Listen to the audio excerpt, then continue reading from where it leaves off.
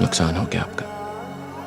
हर दुख आने वाले सुख की चिट्ठी होती है देव बाबू, और हर नुकसान होने वाले फायदे का इशारा।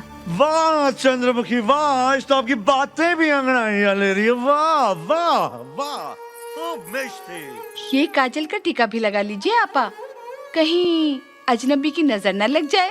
मला अजूनही आठवतं माझ्या कॅरेक्टरचं नाव होतं चौरंगी आणि ती कोठेमधली वन ऑफ द सखीज.